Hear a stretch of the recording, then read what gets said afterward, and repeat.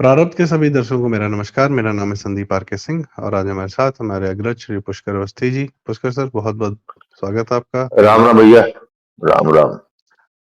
Pushkar sir, जैसा कि हमारे चैनल के दर्शकों को पता है कि मैं इस समय प्रयागराज में हूँ और मैं संगम घाट पे भी गया था और हिंदुत्व के समूह को और इस अद्भुत दृश्य को मैं स्वयं देखने का, अनुभव करने का प्रयास भी कर रहा हूँ, देख भी रहा हूँ और अपनी सीमित समझ में समझने का भी प्रयास कर रहा हूँ। पर एक चीज़ देखिए, जैसे हमारी आपकी बात है, आप ही ने कहा था कि और मैं दर्शकों से भी कहना चाहता हूँ, दर्शकों की आज की ये जो हमारी ना बातचीत है, मतलब सवाल-जवाब नहीं है, तो मैं थोड़ा-सा समय लूँगा अपना भी और फिर उसके बाद पुष्कर दास से हम उनके विचार जो ऑफ कोर्स मेरे से बेहतर और मेरे से वृहद होते हैं, तो वह भी हम सुनेंगे। तो जो ये मैं अनुभव कर रहा हूँ, इसमें सीमित समझ में समझने का प्रयास कर रहा हूँ और आपने ही हमेशा कहा कि 2014 तक अगर देखा जाए, एक टर्निंग पॉइंट इसलिए भी है क्योंकि वहाँ से हिंदुत्व का टर्न होता है। 2014 तक सेकुलरिज़्म के नाम पे और इस्लामिक रूल्स के नाम पे और ब्रिटिशर्स रूल्स और बहुत सारी जो हिस्टोरिकल हमें बेवकूफ़ियाँ पढ़ाई गईं और हमारा असली इतिहास छिपाया गया, बहुत कारणों से बॉलीवुड के माध्यम से, हर तरीके से हिंदुत्व को उसके निम्नतम स्तर तक पहुँचा दिया गया था 2014 तक।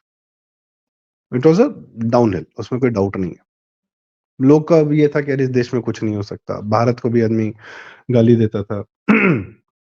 बम फट रहे थे, सिक्योरिटी नहीं थी, इकोनॉमिक्स ठीक नहीं थी।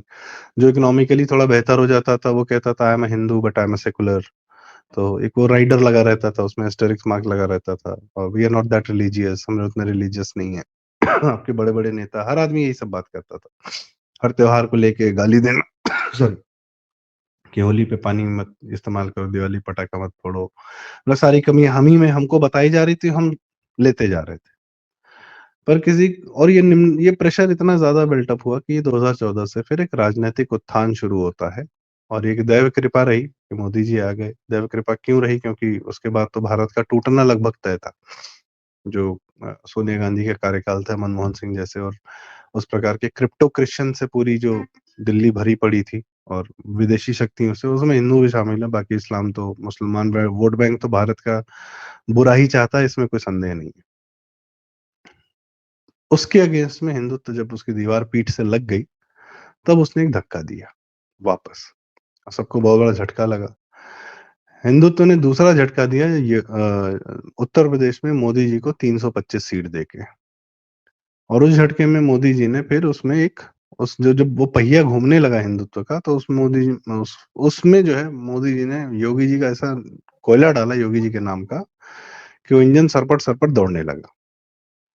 अब वो 2022 के बाद और ज़्यादा रफ्तार पकड़ ली और इस समय ऐसा दिख रहा है कि वो एकदम जगरनॉट हो गया है कि अब वो किसी का रोके नहीं रुक रहा। और अभी तक ये होता था कि भाजपा शासित प्रदेशों में क्या होता था कि इस्लाम उतनी तरीके से फैल नहीं पाता था, थोड़ा-सा रुक जाता था, उसकी स्पीड कम हो जाती थी। कन्वर्जन की, वक्फ प्रॉपर्टी की, अपराध की, अराजकता की, हर प्रकार के बिज़नेसेस पे कब्ज़ा करने की, क्रिश्चियनिटी का भी कन्वर्जन का ये वो। और योगी जी के आने के बाद से जो उनको आदत लगी थी अपना स्पेस एक्सपैंड करने की 1000 साल से, वो एक तो रुकती है और दूसरा अब उनको धक्का देना वापस शुरू किया जाता है कि हमारी वाली ज़मीन हमें वापस करो पहले, बाकी बाद में देखेंगे। जो कब्ज़ा कर रखा है फालतू में। ये बात जनता इस बात को जनता बहुत समर्थन कर रही है। एक उसका टैंजिबल प्रूफ बुलडोज़र के रूप में सामने दिख रहा है, वो प्रतीक भी है और सब कुछ है। कल ही अवनीश जी ने बड़ा अच्छा कहा कि प्रयाग में जो जनता आ रही है कुंभ में, वो आस-पास भी जा रही है, अयोध्या भी जा रही है, बनारस भी जा रही है, वहाँ भी भीड़ हो रही है और एक उन्होंने नया धाम बना दिया है, विनोदी स्वभाव में कहा गोरखपुर को, चूँकि गोरक्षनाथ जी की पीठ है, गोरखनाथ मंदिर है, वहाँ भी आदमी जाता है, शिव जी का बड़ा स्थान है और उन्होंने कहा बुलडोज़र धाम। तो एक ऐसे ही म लेकिन जनता को समझ में आ रहा है कि हाँ, ठीक है भई, योगी जी का जगह है, योगी जी का मंदिर है, योगी जी कहाँ रहते हैं, हम ये भी देखने जाते हैं, हम वहाँ भी दर्शन करने जाएँगे। कहने का मतलब है कि now we are out to reclaim our space and land in this world और we are not going to take things lying down, come what may. मैं अब इसमें आता हूँ, मैं प्रयागराज के अपने अनुभव पे आता हूँ। हिंदू जनता इतनी संयमित, इतनी सभ्य, इतनी अच्छी है दादा, इतनी सुंदर जनता है ये कि इसका कोई इसका कोई तोल नहीं है, इससे कोई तुलना नहीं। हमारे में एक और आदत है, भगदड़ हुई है, घटना हुई है, बिल्कुल हुई है और हम सब दुखी हैं उस घटना के लिए और हमारा नेता तो सबसे ज़्यादा दुखी है, इसमें शंका नहीं है, परिवारजनों से हमारी संवेदनाएँ हैं। उसके साथ ही हम ये देखते हैं कि तत्काल प्रभाव से लोगों को मौका मिल गया हमारे बारे में बताने का, पूरे को एक एक ही ब्रश से पूरे हिंदुत्व को पेंट कर देने का कि ये लोग तहज़्ज़ब हैं, ये लोग जानवर हैं, जो आप अभी आप कह रहे थे, जो आपसे बात हो रही थी, अभी आप शायद बताएँगे भी कि किस तरीके से हमको नीचा साबित करके कन्वर्ट करने का या हम पर शासन करने का अधिकार जताने का भाव क्रिश्चियनिटी और इस्लाम का रहा है और इसमें कैपिटलिस्ट अमेरिका का और रशिया का कम्युनिस्ट सब शामिल। वही थॉट्स आज भारत में भी हैं, प्रिवेल करते हैं। समाजवाद के रूप में मतलब कम्युनिस्ट का थोड़ा डाइल्यूटेड वर्जन है समाजवाद और कन्वर्जन का थोड़ा डाइल्यूटेड वर्जन है सेकुलरिज्म। कि सीधे-सीधे हिंदू से मुसलमान या ईसाई मत हो जाओ, पहले सेकुलर हो फिर उसके बाद आ जाना इधर। जैसे अब उदाहरण है मैं क्या ही बोलूँ बॉलीवुड में जितनी हिंदू बेटियाँ हैं, वो जब मुसलमानों से शादी करती हैं तो पहले वो विशुद्ध रूप से सेकुलर होती हैं। खैर, तो एक मौका मिल जाता है कि हमको अपने आप पर आक्षेप लेने का कि हम लोग गलत ही हैं, हम लोग सही नहीं हैं, हम लोग ठीक नहीं हैं। पर हमारे में बहुत सारी अच्छाइयाँ हैं, हमको अपने बारे में वह बात भी करनी होगी। 10 करोड़ जनता है, 5 करोड़ जनता है, 1 करोड़ जनता है, जितनी भी जनता है, कोई भी नंबर है, सिर्फ 10,000 मुसलमान इकट्ठा हो जाए ना, जिसमें से 2,000 औरतें हों, तो नंगा नाच होगा वहाँ पे। ये उनका सिस्टम है। क्रिश्चियंस भले ही यूरोप में फैले हों, लेकिन फुटबॉल मैचेस में जो आपस में लड़ाई, दंगा, मार-काट करते हैं ना, उसका कोई इंतहा नहीं है, उसको स्पोर्ट्समैन स्पिरिट बताते हैं, पागलपन की इंतहा। न्यूयॉर्क में 1 दिन के लिए लाइट चली जाती है, पूरे शहर में तबाही आ जाती है, अशांति आ जाती है। ये सभ्यता, ये संयम हम सभ्य हैं, हम संयमित हैं, हम बहुत सुपीरियर हैं। ये बात हमें करनी पड़ेगी अपने बारे में क्योंकि कोई ये नहीं कर रहा। तो पुष्कर दा, मैं आपके पास आता हूँ, इस तमाम बात के बाद कि हिंदू तो चल रहा है और सनातन उड़ रहा है। इससे कई लोगों को बहुत तकलीफें हो रही हैं और घटनाओं बिल्कुल का है या भाई। किसी भी प्रकार जी, तो आप इसको कैसे देखते हैं कि ये वर्ल्ड ओवर इसका क्या इम्पैक्ट जा रहा है? What are we doing that we don't know? देखिए, पिछली कई बातों में कई बार मैं कह चुका हूं कि 2014 में भारत के भारतीयों को पहली बार भारतीय राजनीतिक नेतृत्व मिला और वह एक ऐसा नेतृत्व था जो कि सनातन अपने ऊपर ओढ़े हुए था और उसने बेशक कहा कि वो सनातन के मूल्यों को, सनातन को प्रतिस्थापित करने के दृढ़ निश्चय लेकर आए। उसी के साथ जो है हमारा धीरे धीरे 1 दशक बीता है और इन 10 सालों में एक सी चेंज आया है। तो कई सुप्त जनमानस जगा है, कई जो उत्तर ढूंढ रहा था उसको उत्तर मिल रहे हैं, कुछ जो कि पुरानी धारा से में जो है जिन पे काई चढ़ गई थी सेकुलरिज्म की, हीन भावना की, इन 10 सालों में उनकी काई उतरी है। लोग ऊर्जावान हो रहे हैं, प्रकाशमान हो रहे हैं और सनातन की जो मूल शक्ति है जिसको वो कभी भी उसने प्रदर्शित नहीं किया, वो अब कर रहा है। क्यों कर रहा है? सनातन प्रकृति है, प्राकृतिक है। तो यदि किसी भी प्राकृतिक चीज को यदि उसके जो है उसकी सीमाओं में बांधोगे, उस पर रुकावट लगाओगे, रोकोगे, ये संभव है कि लंबे काल तक के लिए तुम उसे बांधे रखो, लेकिन प्रकृति अपने को रिक्लेम करती है। ये सृष्टि का नियम है। आप नदी पे बांधते हो, आप उसका रुख मोड़ देते हो। कोसी कोसी नदी बिहार में रुख मोड़ा गया था, फिर एक दिन जो है अपने पुरानी उस पे चली आई, तबाही मचा दी। उसका दोष नहीं है, वो तो वहां जा ही रही थी, तो आपने किया। तो जो आप जो है जिस तरीके से अब्राहमिक संप्रदायों ने, चाहे वो ईसाइयत हो चाहे इस्लाम, उन्होंने किया, तो इतने लंबे काल तक रहा कि सनातन ने जो है फिर इसको लकवा बांध दिया। पहले तो अहंकार का था पड़ा, और उसके बाद जो है वो हीन भावना आ गई, बराबर दासत्व में रहते रहते। हमारे यहां सनातन जो है, राजा और प्रजा बराबर होते हैं। राजा प्रजा से बड़ा नहीं होता है। राजा सनातनी केंद्र के माध्यम से राजा होता है। सनातनी केंद्र क्या हुआ? मंदिर। लेकिन जो इब्राहिम वाले, ये आपके यहां आए इसीलिए थे कि वो अपना प्रचार और प्रसार राज्य करने के लिए नहीं, और उनको डिक्टेट कहां से मिलता है? या तो उनको चर्च से मिलता है या उनके इमामों से मिलता है। यही हुआ। ईस्ट इंडिया कंपनी आई तो पादरी आए, चर्च ने उनको सैंक्शन किया कि जितने कुकर्म करो तुम, उसको जो है क्रिश्चियनिटी का पोप और चर्च जो है कार्डिनल जो है, उसको या तो अनदेखी कर देगा या उसको सही सिद्ध कर देगा, या आपके कुकर्मों का भागीदार भी रहेगा। बस शर्त यही है कि उसको जो है ईसाई चाहिए। यही जो आए, चाहे सेंट्रल एशिया से आए हों, चाहे तुर्किस्तान से आए हों, चाहे अरब से आए हों, वो भी यही हुआ। जब आए तो उनके साथ मुल्ला मौलवी आए। मुल्ला मौलवी ने भी सब कुकर्म जो गलत थे उसको जो है फतवा दे दे के उसको सिद्ध किया।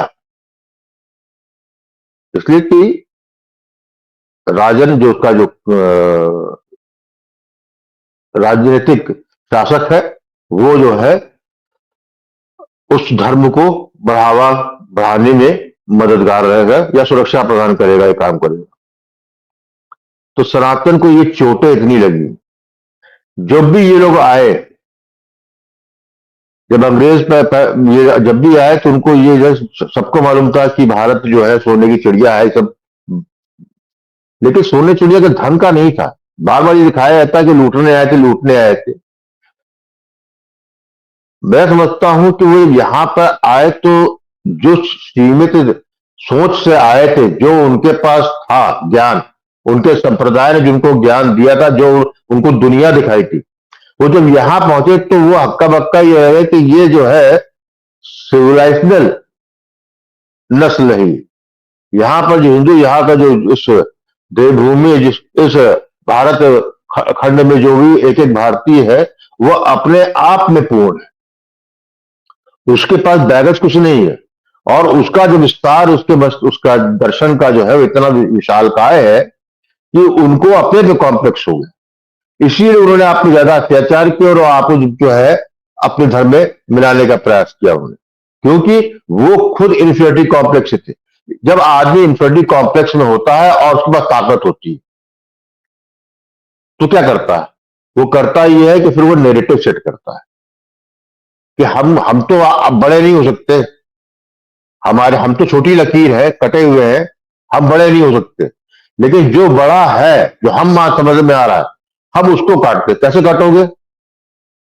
रबर से। रबर क्या है? रबर है डिसइंफॉर्मेशन, हीनता का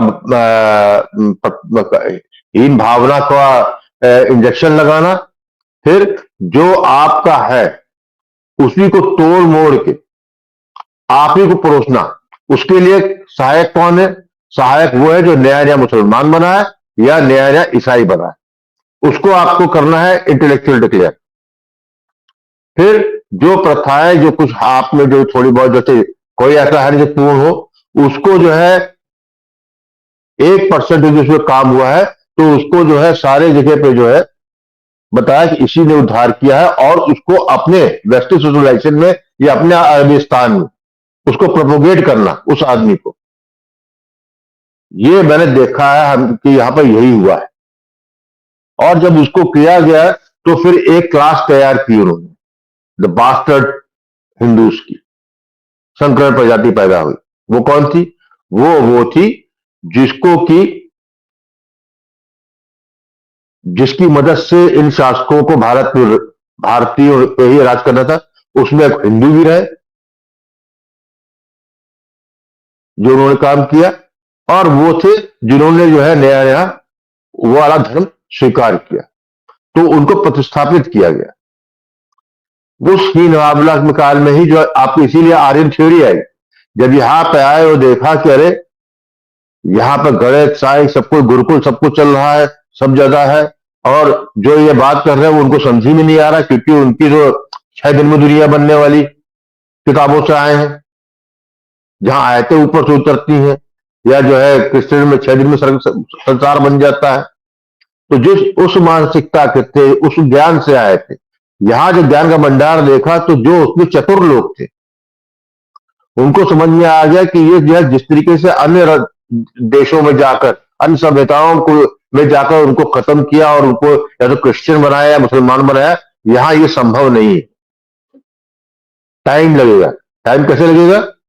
टाइम लगने का है तो हमको कई पीढ़ियां लगेंगी। क्या करना? तो हमको एक ऐसी पीढ़ी तैयार करनी है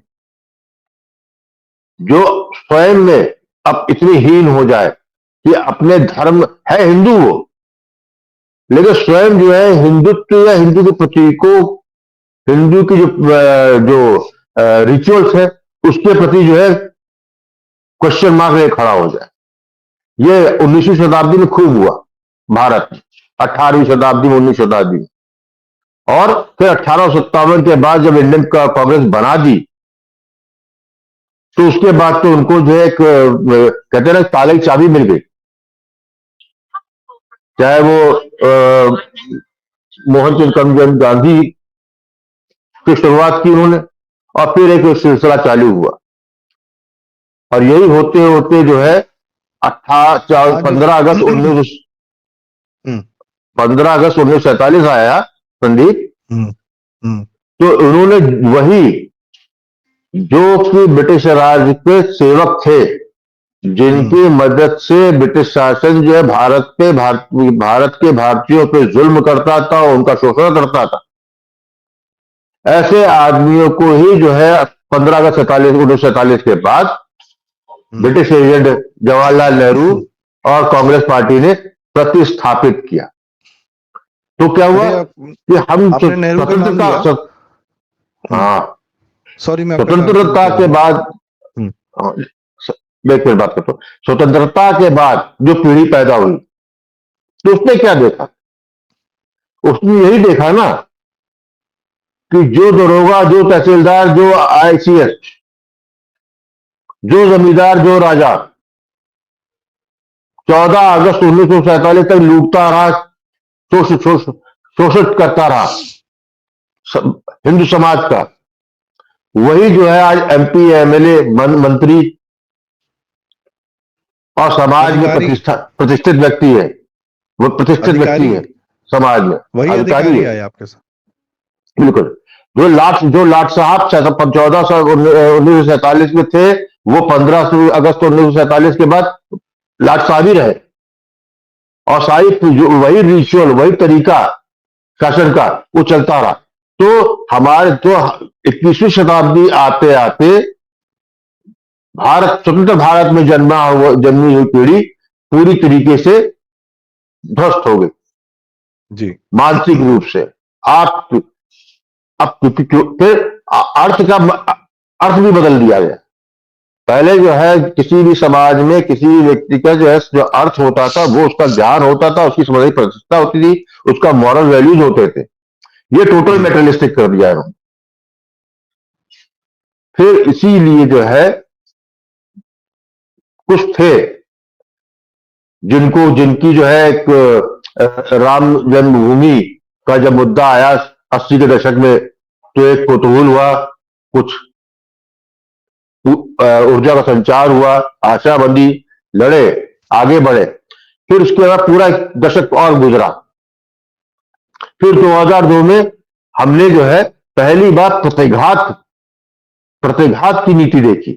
पहली बार हमने जो है पिटते पिटते पिटते हम इतने अधमरे हो गए थे कि हमको उम्मीद ही नहीं थी कोई खड़ा हो सकता, वो भी राजनीतिक परिदृश्य में। हमारा कोई शासक, उसने एक आशा संचार किया, और उसको करते करते एक दशक के बाद उसका परिणाम फिर 2014 में हमको देखने को मिला कि अब भारत में पहली बार भारतीयों को एक भारतीय प्रधानमंत्री मिला, शासक मिला। और उसने क्या किया? उसने जो है पिछले 7 दशकों का कोण, जो कि एक एक जो है भारत के तंत्र में, भारत के सामाजिक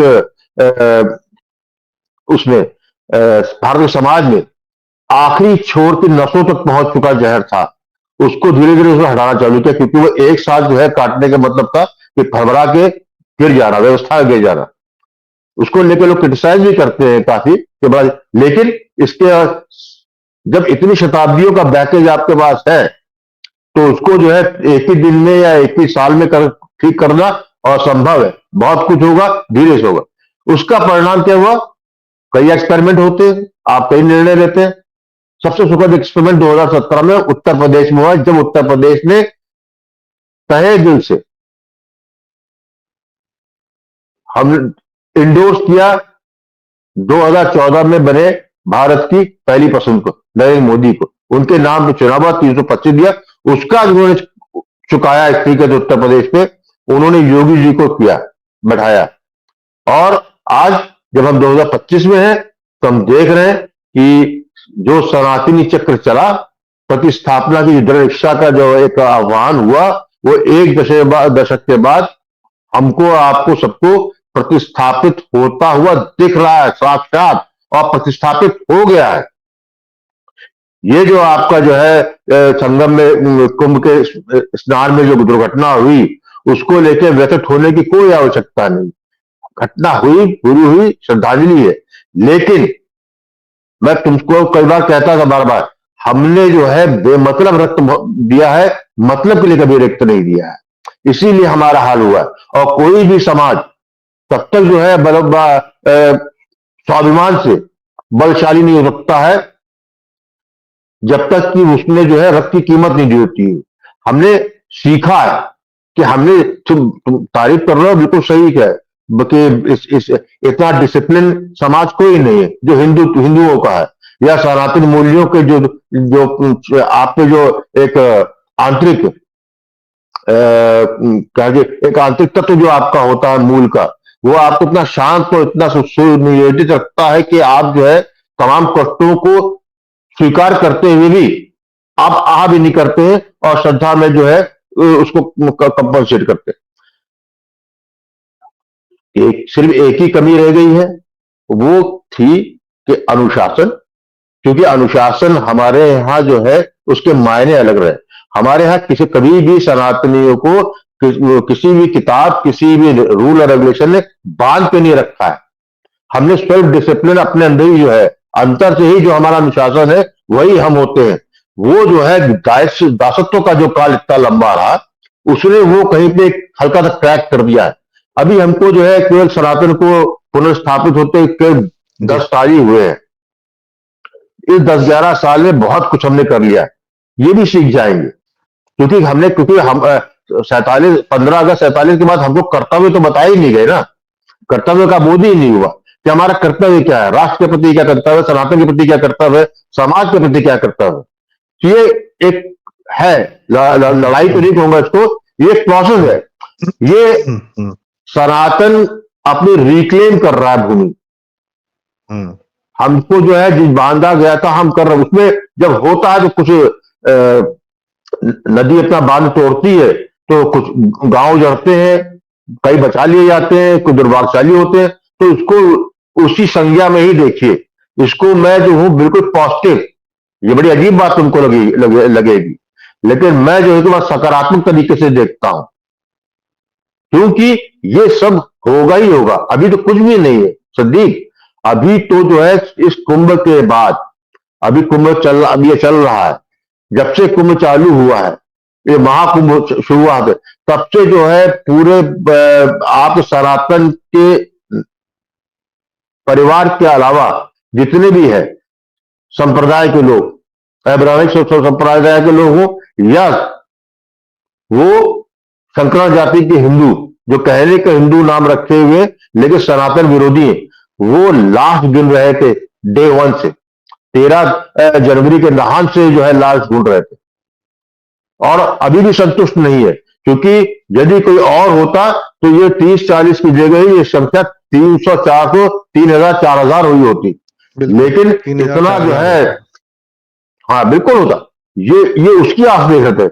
ये वैसे ही देख रहे थे जैसे जब कोरोना वायरस फैला था भारत में, तो ये जो है करोड़ों भारतीय मरने का इंतजार कर रहे थे, चाहते थे, इच्छा थी, वैक्सीनेशन नहीं करा रहे थे, भगा रहे थे लोगों को, सेवा नहीं कर रहे थे, सब लॉकडाउन सिर्फ इसीलिए जो है शमशान में बैठे लाशें चाहिए, लाशें चाहिए। तो वो उनको जो नंबर उनको चाहिए तो वो नहीं मिला। ये सनातन की पराजय जय है।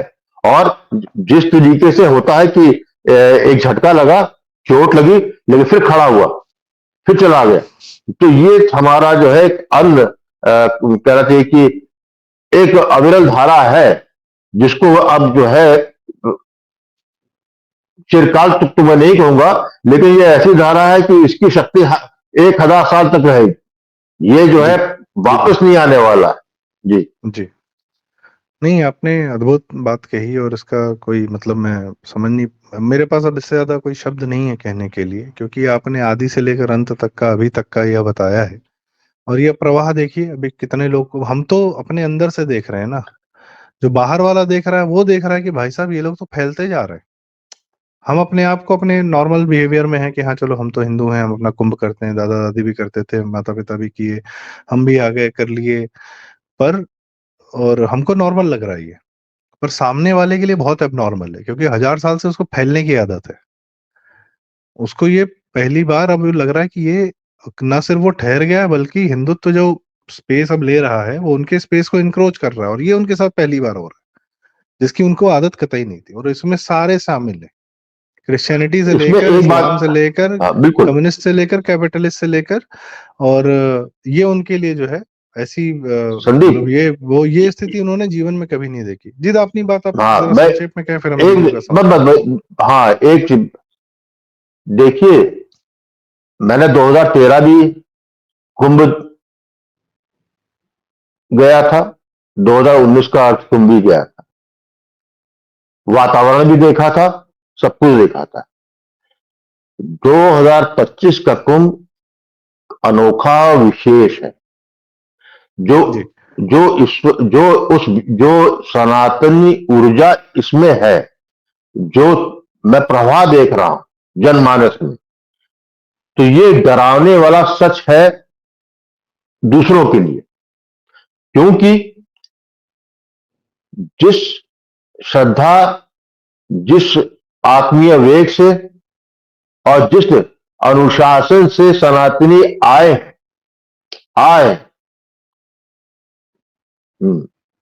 आप अपनी बात कहिए, इसको चलने दीजिए। ये जो है दूसरों के लिए जो है बड़ा चिंताजनक चीज लग रही है कि यदि यही भीड़ जो अपने कुशल राजनीतिक प्रशासकों के अधीन संयम रखते हुए एक साथ एक वक्त में खड़े हो सकते हैं, आते हैं, डुबकी लगा चले जाते हैं, यदि इसका एक अंश भी, यदि यही प्रशासक, यही शासक उनको किसी और चीज के लिए बुला ले, ये उनका डर है। जी। हम हमेशा मार खाते थे भीड़ थे, क्योंकि हमारे यहाँ जो है हम लोगों ने भीड़ बनना ही बंद कर दिया था। इस पे अलग एक से नहीं कई भीड़ दूसरे के मन में, क्योंकि उनको अपनी भीड़ ना किसी काम की लगती है, क्योंकि उनको अपनी भीड़ वो लगती है, भीड़, और वो हमारी भीड़ को भी वो अपनी भीड़, तरीके से सोच रहा है कि अगर कि हमारी भीड़ अगर उतर बिल्कुल, गई क्योंकि कायदे से। वो तो भीड़ भीड़ इकट्ठा करते थे जिस काम से उनको मालूम है ना, हाँ हमको नहीं मालूम, हम तो अपने उससे आते हैं। लेकिन वो तो हाँ, उनके लिए जरूर ये प्रश्न खड़ा हो गया है कि ये एक कल अलग या चर्चा का आज विषय है। ये भीड़ आई तो फिर जो है, जो कहते हैं ना कि 15 मिनट में पुलिस हटा ले, हम्म।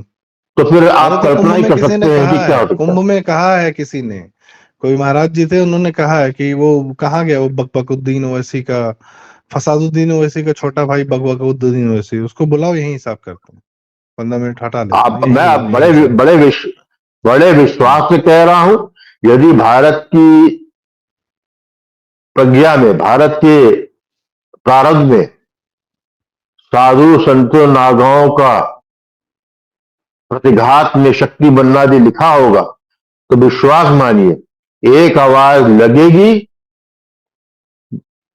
सुदूर कंदराओं से बैठे हुए अखाड़ों में धूनी रमाते हुए लोग आ जाएंगे। जी। और अब खैर मैं इस चर्चा का समापन करूंगा। इसका सबसे बड़ा उदाहरण ये है कि हमारे कई सारे वीडियो जो वायरल हो रहे हैं कुंभ से, उसमें ये भी हो रहा है कि दो चार लड़के जो बदतमीजी कर रहे हैं, वो सबसे पहले थपड़िया दिए जा रहे हैं बाबा जी लोग के द्वारा। तो यह भी एक इलाज है।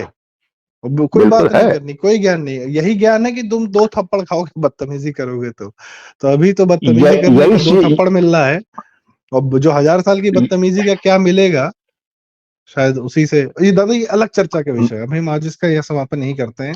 आज आपकी बात जो चलिए, है वो हम पॉज पे डालते हैं, क्लिफ हैंगर है कि दादा क्या कहने ठीक वाले हैं, ठीक देखिए हमारे अगले एपिसोड में। तो दर्शकों बहुत ठीक बहुत धन्यवाद।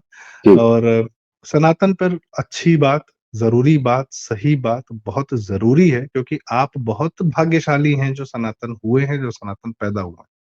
और उस भाग्य को सहेजना, उसको जानना, उस पर बात करना, चर्चा करना बहुत जरूरी। दुनिया में हर आदमी अपनी घटिया घटिया चीजों का जो है प्रचार कर रहा है। कोई स्टोन हिंज दिखा के 6 पत्थर खड़ा करके कह रहा है वाह देखो ये क्या हमने कमाल कर दिया।